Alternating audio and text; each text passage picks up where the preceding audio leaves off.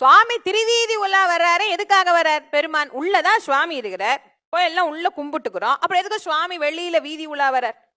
அந்த வீதி உலா வர்ற காட்சிய யார் பார்க்கணுங்கிறதுக்காக வர்றார்? உள்ள பார்த்தவங்க எல்லாம் திரும்ப வெளியே பார்க்கணுங்கிறதுக்காக வர்றாரா? இல்ல அவங்கதான் உள்ளே பார்த்துட்டாங்களே, அப்புறம் ஏன் அவங்க வெளியே பார்க்கணும்? ஒரு திருவிழா நடக்குது, 10 நாள் விசேஷம், கொடி ஏத்தியாச்சு, தினோர அலங்காரம் நடக்கும் சுவாமிக்கும் அம்பாளுக்கும்.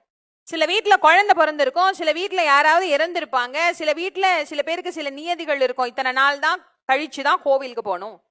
சிலருக்கு உடம்பு சரியில்லாம இருக்கும், அன்னைக்கு குளிச்சிருக்க முடியாது, குளிச்சுட்டு தான் கோயிலுக்கு போகணும்னு ஒரு நியதியில வாழ்பவர். அவங்களுக்குலாம் மனசு ரொம்ப கஷ்டமா இருக்கும். ஆஹா, இந்த திருவிழா நேரம்னு பார்த்து இப்படி ஆயிருச்சே, சுவாமிய பார்க்க முடியலையே, இன்னைக்கு என்ன அலங்காரமோ, அம்பாள் என்ன அலங்காரமோ தெரியலையே, இந்த பெருமான நம்மால தரிசனம் பண்ண முடியாம போயிடுச்சேன்னு அவங்க எல்லாம் வருத்தப்படுவாங்களாம். அதனால இறைவன் என்ன பண்றாரு? உள்ள என்னை சேவிக்க முடியாத உங்களுக்காக வெளியே காட்சி தருகிறேன்னு சுவாமி எழுந்து அருள் புரிவதனாலே அந்த தெய்வத்துக்கு பெயர் எழுந்து அருளல் தெய்வம்னு தமிழ்ல பேர்.